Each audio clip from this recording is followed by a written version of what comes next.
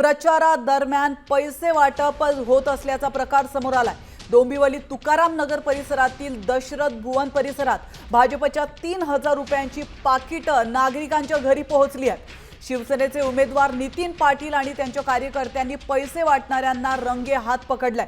आपण या दृश्यांच्या माध्यमातून पाहू शकतो, निवडणूक आयोगाचे पथक आणि पोलीस घटनास्थळी दाखल झालेले आहेत। तर शिवसेनेकडून हा आरोप करण्यात येतोय।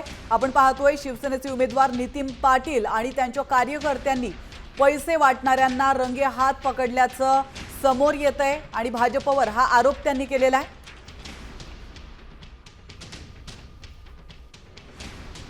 याविषयी अधिक माहिती देण्यासाठी आपले प्रतिनिधी संघर्ष गांगुर्डे आपल्या सोबत जोडले गेलेले आहेत।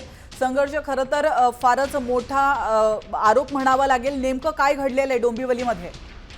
डोंबिवलीमधले जे तुकाराम नगर आहे तिथे शिंदे गटाचे जे उमेदवार आहे नितीन पाटील यांनी भाजपच्या कार्यकर्त्यांना 3-3 हजाराचे पाकिट जे आहे वाटताना पकडलेलं आहे आणि तिथे पाकिट आणि पैसे त्यांच्या त्या स्थळी मिळालेले आहेत। घटनास्थळी पोलीस व निवडणूक आयोगाचे अधिकारी पोहोचलेले। नक्कीच धन्यवाद संघर्ष, तुम्ही दिलेल्या महत्त्वपूर्ण माहितीबद्दल। आपण पाहू शकतो डोंबिवलीतला हा धक्कादायक प्रकार आहे। प्रचारादरम्यान पैसे वाटप होत असल्याचा आरोप करण्यात येतोय। डोंबिवलीतील तुकाराम नगर परिसरातली ही दृश्य आहेत। एका ठिकाणी दशरथ भुवन परिसरामध्ये भाजपच्या 3000 रुपयांची पाकिटं नागरिकांच्या घरी पोहोचल्याचा आरोप करण्यात येतोय।